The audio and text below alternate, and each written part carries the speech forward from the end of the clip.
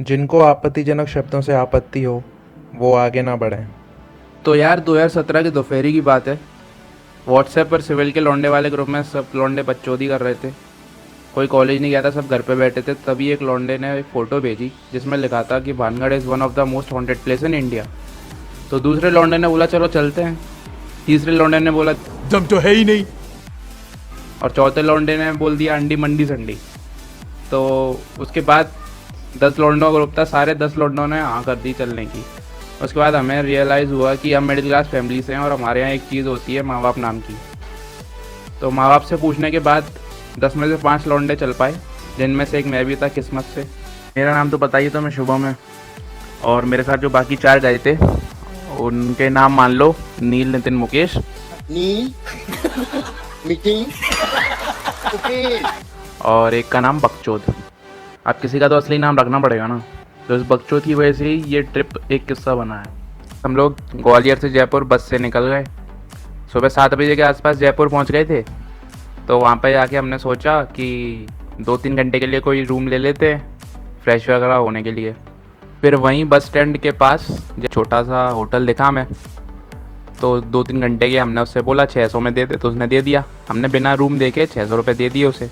हमने बाद में रूम देखा, वहाँ पे आवाज़ें आ रही हैं, समझ जाओ तुम। समझ रहे हो? हम तो सोच के गए थे कि जयपुर पिंक सिटी है, और जाते ही हमको पिंक वर्ल्ड के दर्शन हो गए। तो ट्रिप शुरू होते ही पहला कांड हो चुका था, और वो होटल नहीं कोठा था। तो हम सब के दिमाग में तब एक ही मेम आया कि ये कोई रंडी कहाँ है? तो उस होटल में छापा पड़े, उससे पहले हम वहाँ से अपनी इज्जत बचा के निकल गए। फिर वहीं पे मेट्रो स्टेशन था, तो उसके बाथरूम में अपना नैतिक क्रिया करके हम भानगढ़ के लिए रवाना हो गए।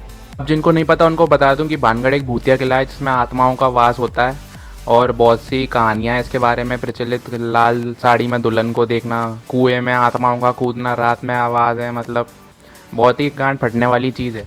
शाम को सूर्यास्त होने के बाद कानूनी तौर पर उसमें जा नहीं सकते, तो हम पहले आ गए सूर्यास्त से और वापस जयपुर आ गए। तो भानगढ़ में हमारे साथ कोई किस्सा नहीं हुआ। असली कांड हुआ अगले दिन जयपुर में ही। तो अगले दिन हम हवा महल, जंतर मंतर, जल महल ये सब देखा हमने। और उसके बाद जंतर मंतर में ये तस्वीर खींची हमने। इसमें पता नहीं सबको ऐसा लग रहा था, हमारे भोलेपन की हद देखो हम सब लड़कों की, कि कोई पूछ ही नहीं पा रहा था इनसे कि may can we take a picture with you. देख रहे तुम अभी भी फंबल हो रहा है। तो भाई मैंने पूछा, बहुत बड़ी हिम्मत की बात है ये हमारे लिए। फिर ये सब घूमने के बाद हम आमेर फोर्ट गए।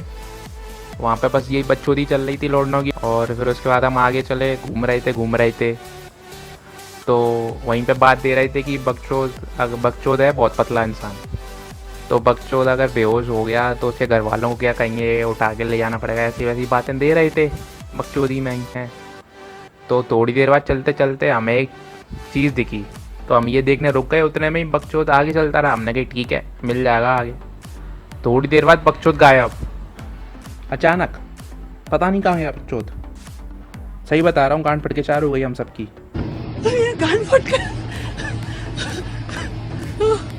जियो, एयरटेल, आइडिया, यहाँ तक कि BSNL के भी सिग्नल नहीं आ रहे, सबके फटके चार हो गई है। कहाँ है इनके सिग्नल? एयरटेल वाली कहाँ है? वो मेरे को वो मिलाओ। हर जगह टॉवर लगा दिए ना उसने, कहाँ है? कैसे ढूंढे अब अपने लौंडे को हम? बकचोद को हो गया हमारा। अंधेरा होने लगा तो और फटने लगी। फिर वो गार्ड बोलने लगा कि हम दरवाजे बंद कर रहे हैं, बाहर निकलो। फिर उसके आदमी आए, चारों कोनों में ढूंढा, तब भी बकचोद नहीं मिला उनको। फिर नील और नितिन वापस किले के अंदर गए बकचोद को ढूंढने के लिए, और मैं और मुकेश गार्ड के पास खड़े रहे गेट पे। फिर वो बोला बंद करना है।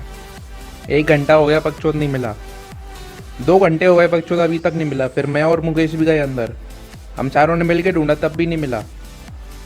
फिर उन्होंने कहा रहने दो, तुम्हारा दोस्त खो गया। फिर हमने सोच लिया FIR करानी पड़ेगी अब पुलिस में जाके, नहीं तो क्या बोलेंगे उसके माँ बाप को। हमारे गोटे मुंह में आ गए ऐसी शक्ल लेके। हम गेट के पास आ रहे थे, वहीं पे एक खादी साड़ी की दुकान थी। तो मेरे को कोई दिखा बकचोद जैसा, पास जाके देखा तो साला अपनी सेटिंग के लिए साड़ी खरीद रहा था। नील, नितिन, मुकेश और मैं उसके पास पहुँचे तो उसने पूछा लौंडो साड़ी कैसी लग रही है।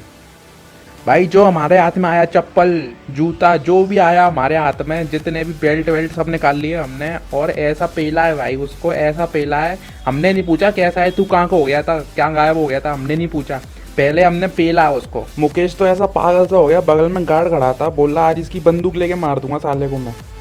इतनी भाई इतनी गुस्सा आ रही थी ना, सही बता रहा हूँ। फिर हम खाना वाना खाया शाम को, उसके बाद हमने पूछा कहाँ गायब हो गया था बेटी चोद।